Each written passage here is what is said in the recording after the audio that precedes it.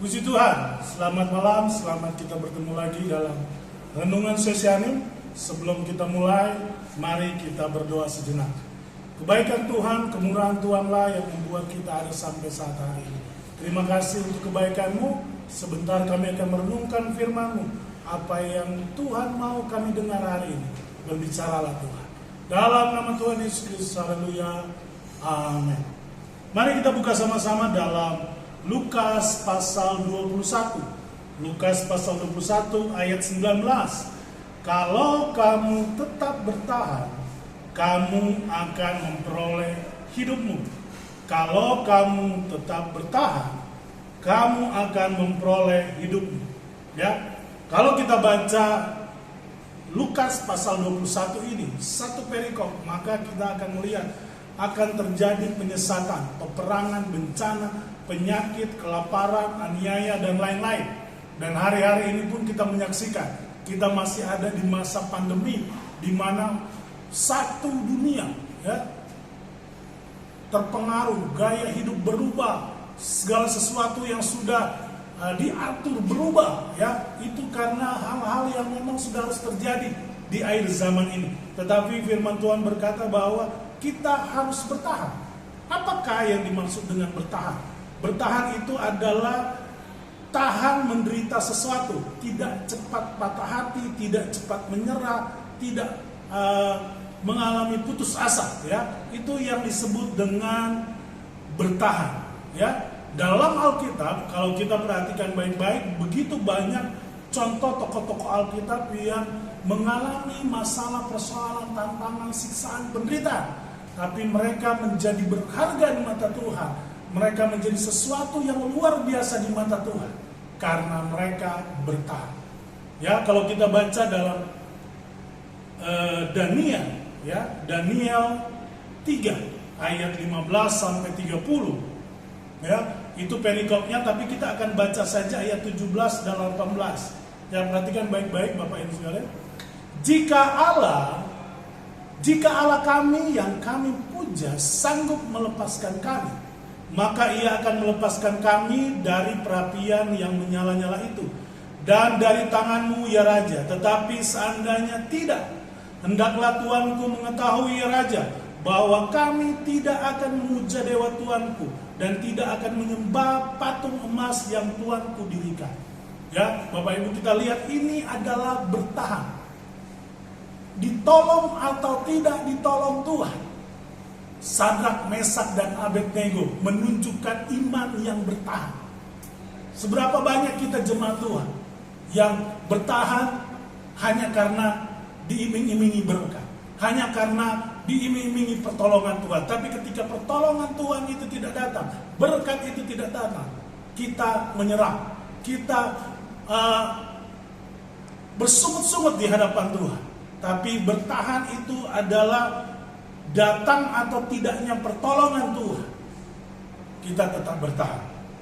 Ya, keuntungan saat kita bertahan dituliskan dalam Ibrani pasal 10 ayat 36. Ibrani pasal 10 ayat 36. 10 ayat 36. Sebab kamu memerlukan ketekunan, supaya sesudah kamu melakukan kehendak Allah, kamu memperoleh apa yang dijanjikan. Keuntungan orang yang bertahan, yang tekun, adalah memperoleh janji Allah. Ibrani ini 10 ayat 36 menuliskan bahwa orang yang bertekun atau bertahan akan memperoleh janji Tuhan. Janji Tuhan memang untuk semua orang, tetapi bagi kita harus ada persyaratan sehingga janji Tuhan itu menjadi bagian kita. Adalah tekun. Orang yang tekun artinya itu adalah orang yang bertahan. Selanjutnya, keuntungan. Yakobus pasal yang ke-1 ayat 2 dan 4, ya, ayat 2 dan 4. Saudara-saudaraku, anggaplah sebagai suatu kebahagiaan apabila kamu jatuh dalam berbagai pencobaan, sebab kamu tahu bahwa ujian terhadap imanmu itu menghasilkan ketekunan. Dan biarlah ketekunan itu memperoleh buah yang matang, supaya kamu menjadi sempurna dan tak kekurangan satu apapun. Ya, orang yang bertahan itu adalah orang yang akan berhasil. Ya, orang yang tekun. Kita menjadi terbiasa, kita menjadi sesuatu yang tahan uji. Ya, orang yang bertahan artinya dia menunjukkan bahwa dia tahan uji. Ketika kita tahan uji, maka dikatakan di situ memperoleh buah yang matang. Ya, memperoleh buah yang matang di hadapan Tuhan. Ya, selanjutnya agar kita dapat bertahan, ya, supaya kita dapat bertahan, apa yang harus kita lakukan? 2 Petrus 1 ayat 6. 2 Petrus 1 ayat 6 dituliskan di situ, dan kepada pengetahuan penguasaan diri, kepada penguasaan diri ketekunan, dan kepada ketekunan kesalehan. Ya, jadi untuk dapat bertahan ada proses, ya, ada proses di situ, ada pembelajaran di situ, ada sesuatu yang dikorbankan dari hidup kita, kedagingan kita, keinginan pribadi kita. Ya, jadi kalau kita mau bertahan, firman Tuhan mengajarkan belajar. Ya, belajar ini adalah proses. Ya, di situ saya bacakan lagi, dan kepada pengetahuan penguasaan diri, kepada penguasaan diri ketekunan, dan kepada ketekunan kesalehan. Artinya ada step by step yang harus dilewati, ya, supaya kita bisa tekun. Hiduplah dalam pembelajaran, hiduplah mengikuti pembelajaran yang Tuhan izinkan. Tidak ada yang langsung dapat menjadi emas, harus dalam proses dulu.